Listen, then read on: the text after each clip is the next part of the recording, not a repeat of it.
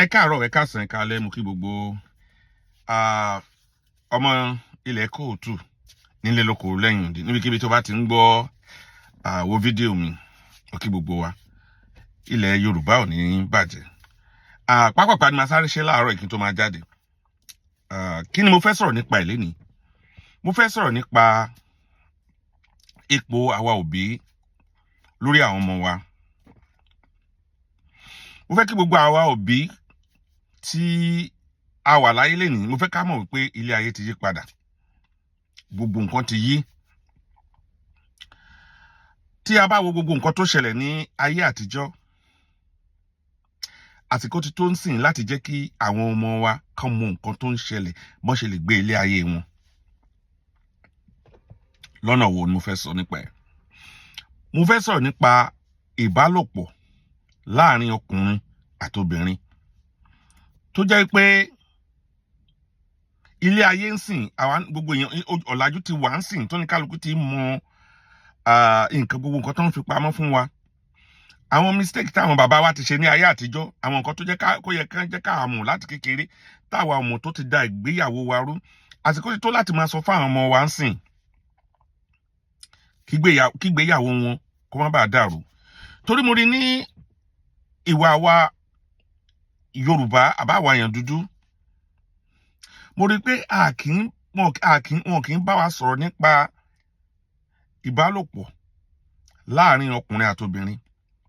Ó jẹ́ nǹkan èèwọ̀ fún wa nígbà táwa wà ní kékeré, tá a bá fẹ́ sọ, tó jẹ́ pé àwọn òbí wa gan wà ní gbẹ́nu ẹ̀ sọ́hùn, kí ni nǹkan náà?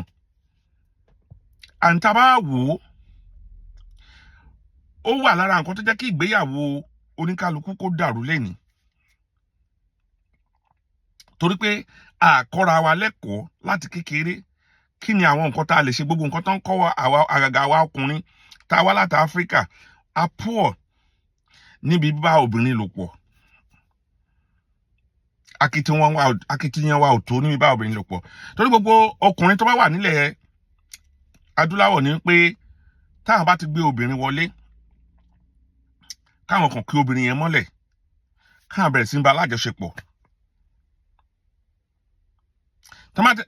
Ní ọkàn àwa èèyàn dúdú ni wípé, àgàgà láfíríkà, ni pé tá a bá ti ń bá obìnrin lájọṣepọ̀, tóbìnrin yẹn bá ti ń ké, àbí tóbìnrin yẹn ń sunkún, àbí tóbìnrin yẹn ń pariwo pé ó ń dùn mí o, inú àwa ọkùnrin ilẹ̀ Áfíríkà máa ń dùn wípé à ń ṣe nǹkan gidi lójú ara wa, wípé ọmọ yẹn àgbà tí mo mú báyìí, mo bẹ̀rẹ̀ sí ń ṣe báyìí fún un, ṣe ló ń ké lọ́wọ́ mi. Wọn ò jẹ́ ká ní ẹ̀kọ́ wípé obìnrin ní láti gbádùn ìbálòpọ̀ kínú ẹ̀ tó lè dùn sí ẹ, kó tó lè yọ sí ẹ, kó tó lè di pé bóyá ó di lọ́la ó máa padà wá. Torí a rò pé gírì káàkiri mọ́lẹ̀ bíi tẹkùn, ká máa bá ṣe gbàgbàgbàgbà yẹn, ìyẹn gangan ló ń jẹ́ kínú wa dùn. Òun ló fà á lẹ́yìn tẹ́ fi rí àwọn obìnrin wa ní ilẹ̀ adúláwọ̀ tó jẹ́ pé ìbálòpọ̀ àwọn gan wọn ò gbádùn ẹ̀ lọ títí, wọn ò máa dùn tó wà ń bẹ̀, wọn ò mọ bó ṣe rí. Tẹ bá bẹ́ẹ̀ lómi sọ̀rọ̀ lẹ́ni báyìí, tí ẹ bá róbìnrin tó wá láti ilẹ̀ Áfíríkà, tẹ bá sọ̀rọ̀, tó bá jẹ́ni tó ti use mọ́ African stuff ni, a ní kí ló tẹ wà nínú ìbásùn gan náà, ṣebí kákan ti tì í bọ̀ ká fa ayọ̀ ni. Ó jù bẹ́ẹ̀ lọ, adùn wà nínú ẹ̀. Òun gan ló ń gbé ìgbéyàwó dúró mostly. Òun ló fà á tó jẹ́ pé most of àwa ọkùnrin lénìí, tí a bá kúrò nílẹ̀ adúláwọ̀, tá a bá wá sí ìlú òyìnbó, tó jẹ́ pé ó máa ń fà á kí ìgbéyàwó wa tètè forí ṣọpọ́n. Nígbà tí a bá ti wá tọ́ àwọn ọmọ ìlú òyìnbó wò, tá a rí bọ́n ṣe ń ṣe àwọn preparation tó kọ́kọ́ ṣe gan lásán, tó wọbẹ̀, tó ń kọ́ ẹ ní kinní, tó jẹ́ pé ìyàwó ẹ tó wà nínú ilé, missionary kinní lẹ́kàn jọ ń ṣe, kò fata, kò fi nǹkan kan sí. Ó máa ń jẹ́ kí ìgbéyàwó wa kó ní problem nílùú yìí. Not only that, ó máa ń jẹ́ kí àwọn ọmọ wa náà tó jó obìnrin wa ní ilẹ̀ adúláwọ̀, nígbà táwọn náà bá ṣẹ̀ dé ìlú yìí, ọkùnrin tó wà ní bá ṣẹ̀ gbé wọn débẹ̀, ó máa ń jẹ́ kọ́kàn wọn náà kó kúrò ní ọ̀dọ̀ wa. Àsìkò ti tó kí agbára wa nímọ̀ràn àbí ká kọ́ ẹ̀kọ́ díẹ̀ lórí ẹ̀. Most important thing tó bá yé wa jẹ́ jù ní Áfíríkà lénìí, òun náà ni ọ̀rọ̀ ẹ̀sìn. torí ọ̀rọ̀ ẹ̀sìn ò ní jẹ́ kí ìwọ àwọn òbí ẹ kẹjọ ní ìbáraẹnisọ̀rọ̀ nípa ìbálòpọ̀ tọkọtaya nínú ilé, torí èèwọ̀ ni fún ọ tó bá jẹ́ Christian àbí tó bá jẹ́ mùsùlùmí kó kọ́kàn dédé bá ẹ̀yà kí kó máa sọ̀rọ̀ nípa obìnrin báwo ni o gbọ́dọ̀ ṣe kíníkan tán bá ẹ lẹ́nu ẹ̀. Jésù ò fẹ́.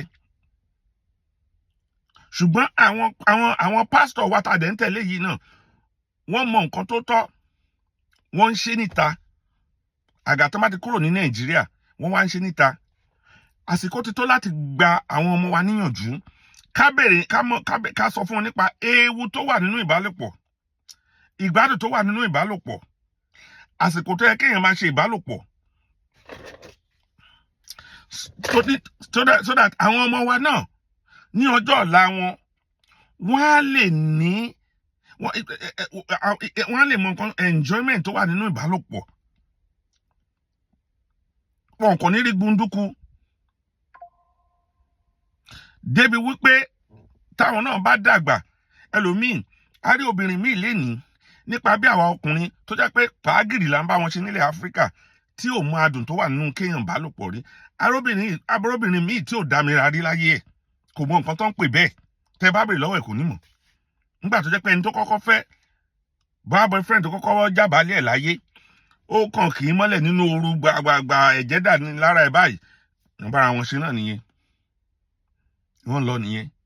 Nígbà tó bá dọjọ́ kejì tó wọ́n boyfriend, and most important thing ẹ rí àwọn ọmọ atọ́pẹ́ ọmọ 20 ọdún, ọmọ 15 years, ọmọ 20 something years á ti máa lo mókólé, á ti máa lo alómọ, á ti máa lo fearless láti kékeré torí kó lè wà torí ìgbàgbọ́ tán ní ni wípé tí ọkùnrin bá ti wà bíi 12 hours 13 hours lára obìnrin, ìyẹn ni ìgbádùn tí ó wà nínú àkéyàn máa bóbìnrin lájọṣepọ̀.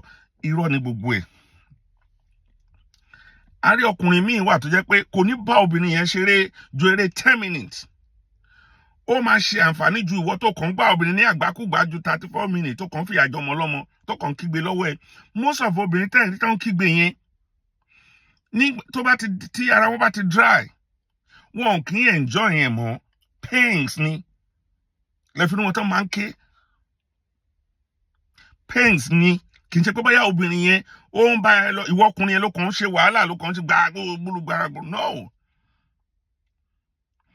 Ìgbà míì máa ń wà stop and steady ló máa ṣe. I'm sorry, slow and steady ló máa ṣe. Tó jẹ́ pé